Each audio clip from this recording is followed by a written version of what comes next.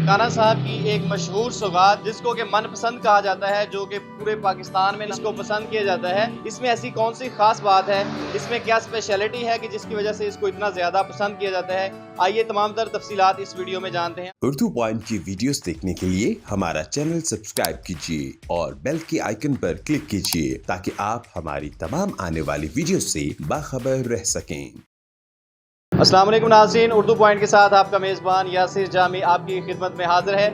आज हम मौजूद हैं ननकाना साहब में और ननकाना साहब की एक मशहूर सौगात जिसको कि मनपसंद कहा जाता है, जो कि पूरे पाकिस्तान में, ना सिर्फ पूरे पाकिस्तान में बल्कि पाकिस्तान के तमाम बड़े शहरों में भी इसको पसंद किया जाता है। इसके साथ साथ जैसा कि आपको पता है कि ननकाना साहब को बैनुल-अक़वामी तौर पर जाना जाता है सिख यात्रियों की वजह से। और जब सिख यात्री यहाँ पे गुरुद्वारा जन्म स्थान में आते हैं तो वो यहाँ से अपने दोस्तों के लिए, रिश्तेदार अहबाब के लिए यहाँ से मनपसंद लेके जाते हैं तोहफे के तौर पर। इसलिए इसको बैनुल-अक़वामी तौर पर जो है वो पज़ीराई हासिल है। इसमें ऐसी कौन सी ख़ास बात है, इसमें क्या स्पेशलिटी है कि जिसकी वजह से इसको इतना ज़्यादा पसंद किया जाता है। आइए तमाम तर तफसीलात इस वीडियो में जानते हैं।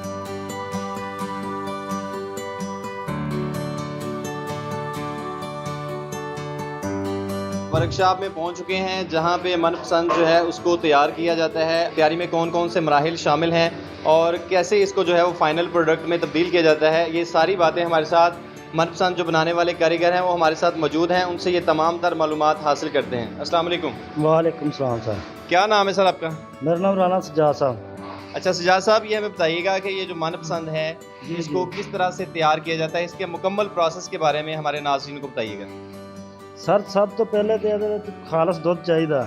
ਖਾਲਸ ਦੁੱਧ ਤੋਂ ਬਾਅਦ ਦੇ ਵਿੱਚ ਫਿਰ ਇਹਦੇ ਵਿੱਚ ਖੋਇਆ, ਫਿਰ ਚੀਨੀ, ਫਿਰ ਉਸ ਤੋਂ ਬਾਅਦ ਦੇ ਵਿੱਚ ਦੁਬਾਰਾ ਦੇਸੀ ਘਿਓ ਲਾਈਦਾ। ਤਕਰੀਬਨ ਇਹਨੂੰ 2-2.5 ਘੰਟੇ ਜਿਹੜੇ ਨਾ ਪਕਾਉਂਦੇ ਰਹੀਦਾ। ਪੱਕਣ ਤੋਂ ਬਾਅਦ ਦੇ ਵਿੱਚ ਫਿਰ ਇਹ ਤਿਆਰ ਹੁੰਦੀ ਆ।